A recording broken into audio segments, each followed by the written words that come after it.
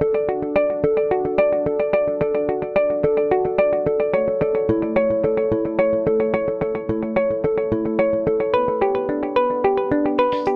friends, welcome back.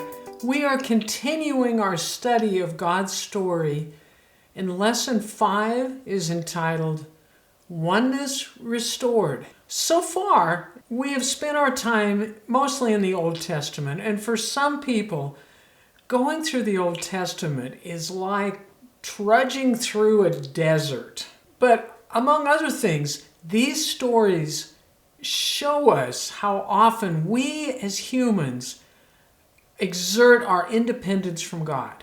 We are sure we can do it our own way and do it better. Often we think we can design a religion ourselves. I have met people that do this, and you may have as well.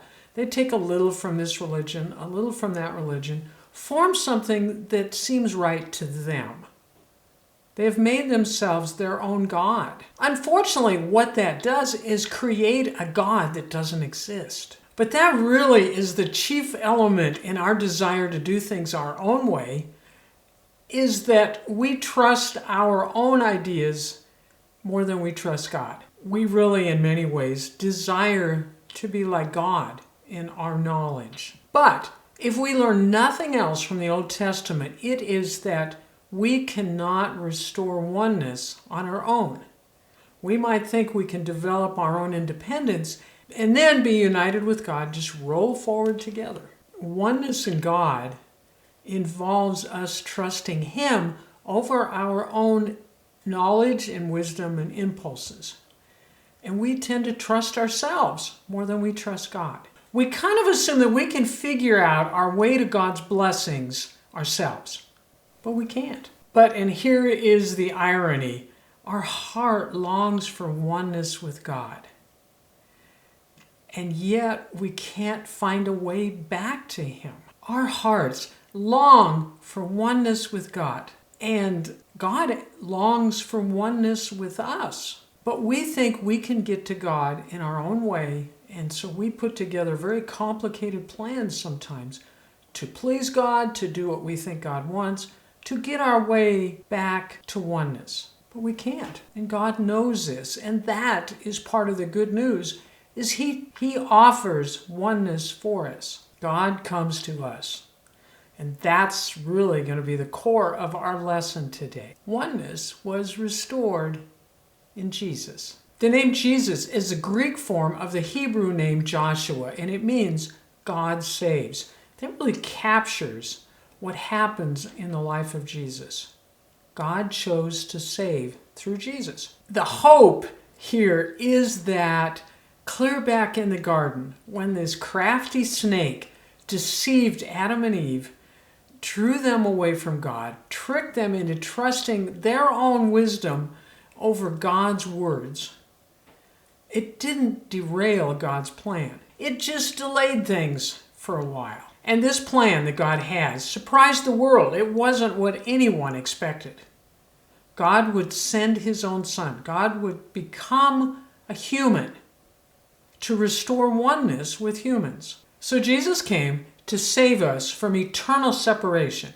He came to bring us life. He came to bring us back to God. We know that otherness leads to death, and the problem that Jesus came as He restored oneness was that He overcame death. With otherness comes death. This can be a little confusing, but what happened was Jesus became the new man. He became the new Adam. I'm not going into great depth in this lesson, but you can certainly read more about that in Romans and 1 Corinthians. I'll put those references up on the screen. Be sure you read those, because both of them explain how Jesus made people right with God, that restoring oneness. We understand, as we study God's Word, how sin and death entered the world through rebellion, through the desire not to trust God, but to seek otherness, to seek our own way. That brought death. The good news for us today is that Jesus' righteous act brought restoration to the world, restored oneness. We can continue to follow God's story through the Old Testament, where we saw otherness and otherness expanding. Now, as we look at the life of Jesus, we see oneness restored. Jesus was all that Adam and Eve were supposed to be. The love between God and Jesus are perfect. And Jesus also loved others, absolutely. Loves the world, absolutely. Jesus came to restore oneness. If you have looked in the notes, you have seen some books that I have suggested for you. One of them was written by Scot McKnight, and he really captures the idea of Jesus in just one little quote. Jesus is the oneness story in one person. He died our death so we were forgiven. He made it possible for us to be restored to God through belief, through faith. And as we, through faith, believe what Jesus did, we are united with Jesus and we are united with God. That oneness is restored in Jesus. And this new life that Jesus brought, this oneness, this restoration, is what God intended from creation. He didn't ever want this separation. Now, Jesus has made this possible for all of us. As we come in faith, we are restored to God. Galatians 3:28 gives us the same idea, that through Jesus we are united with God. No more is there a division. No more is there a separateness. No more is there otherness. In Jesus is oneness with God. It's that simple. Just a belief in Jesus restores us to oneness with God. There are many examples of this, especially throughout the Gospels. But I want to look at one story a little closer. In Luke 7, we read the story of Simon the Pharisee. Now, Simon had hosted a banquet for Jesus. Now, you probably know this, but the Pharisees of that day saw themselves as the keeper of God's law. They were very concerned about maintaining the integrity of the Torah. They considered the law as sacred.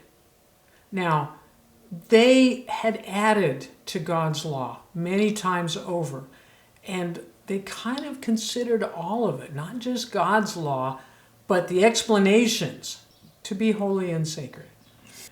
But that's just the backdrop to this story.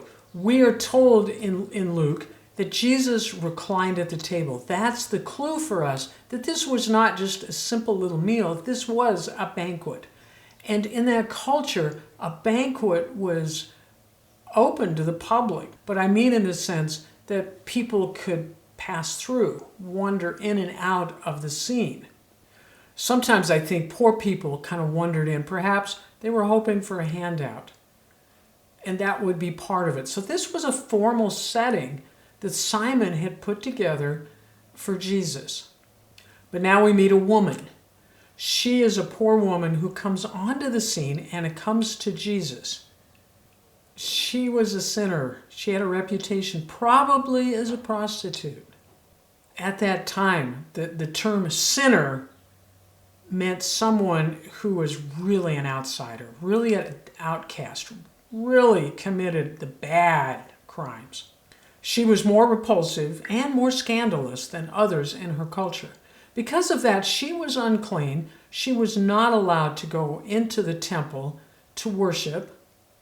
And particularly Pharisees would never even touch her. They didn't want her anywhere near them because she was unclean because of her sins. So she was an outcast and a scandalous. Simon is repulsed by her presence. But this woman didn't go to Simon. She went to Jesus. She took down her hair. She cried tears and then washed his feet with them. We don't know why she was crying. Maybe tears of gratitude, maybe tears of sorrow. We don't know that piece of it. But she let down her hair, she cried, and then she washed Jesus' feet. In those days, because so many people wore sandals, feet were considered dirty and lowly. Only the bottom tier of servants ever washed feet. It was a degrading chore. This woman washed Jesus' feet, which was was a sign of her humility. And then, after she cried, then she did something absolutely unthinkable in their culture. She let down her hair. In that culture, that was an act of great intimacy. It was reserved for only inside the home. A reputable woman would never undo her hair in public. In fact, doing so was grounds for divorce. But for this woman, it was a great act of vulnerability, because certainly Jesus could have been repulsed as well and pushed her away. Jesus was not offended by this act on her part. He knew her heart. He knew the brokenness that she was feeling. Then she brings out a jar of fragrant oil. It would not have been unusual that that oil was like a savings account. It had great value. But once it was broken open, it was a one-time deal. You didn't get part of the oil back as change for later. She was opening up what could have been her life savings and poured it on his feet. It was an incredible act of love and honor on her part. Change back to Simon. He was aghast, repulsed by this woman, all the things she was doing. Simon observed that Jesus must not even know who she was, that she was a sinner. She was someone a man of God absolutely should avoid. And so Simon was coming to the conclusion that Jesus must not be a prophet of God if he didn't even know that. But Jesus, being Jesus, absolutely demolished Simon's thinking at this point, because Jesus knew what Simon was thinking. And then the lesson began for Simon. Jesus used a quick example of two debtors. One owed 500 denarii and one owed 50. It's important to just see the difference in the two numbers. And both had their debt forgiven. And Jesus says to Simon, which one would be more grateful? Well, Simon gave the obvious answer, the one who was forgiven more. Jesus agreed with Simon and then turned to the woman and praised her for her worship and her humility. And then Jesus points out to Simon that the Jewish culture demanded hospitality. Simon had made no arrangements for Jesus to have his feet washed. Even the lowliest servant of Simon was not called on to wash Jesus' feet. Simon had not greeted Jesus with a traditional holy kiss. Meanwhile, this woman is kissing Jesus' feet. A gracious host would pour oil on the head of a guest in case there was dry skin, and this woman had put it instead on his feet. Simon had missed all these points of hospitality, which are expected by his culture. So Jesus gently points out Simon was not a very good host, but meanwhile, this woman had loved Jesus extravagantly. She had taken a great risk to just pour out a heart of love to Jesus. She loved much because she had been forgiven much. Now, Simon didn't even recognize his need to be forgiven much. He didn't think he needed to be forgiven at all. And so his response to Jesus was pretty subdued. The others at the banquet were astonished. Who forgave sins? Only the priests forgave sins. And that was after this ritual of cleansing in the temple. They would give a sin offering and sacrifices to God to deal with sin. So here we have Jesus offering forgiveness, not in the temple, not after sacrifices and ritual cleansing, but to forgive out of love. Jesus paid very little attention to the ethics prescribed by the Pharisees, and this is one example of it. Now, what the Pharisees didn't understand was that Jesus would provide a sacrifice, and that would be his death. Once for all times, his death. So what the Pharisees didn't know and didn't understand, this woman did. Jesus turns to her and says, your faith has made you whole. He commends her for her faith. And then he says, go in peace. Her faith was greater than Simon the Pharisee, who believed he was a caretaker of the law of God. But her faith was greater. Jesus said to the woman, go in peace. And peace was really the point of his ministry, that restoration, bringing back together with God. Jesus came to bring peace, to restore humans to God. He brought freedom with that. He brought forgiveness. He brought restoration in his oneness. Jesus restored oneness with God.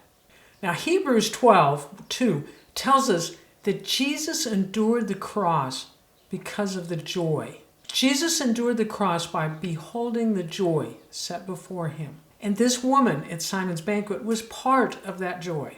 Jesus came to restore his beloved bride back to the Father.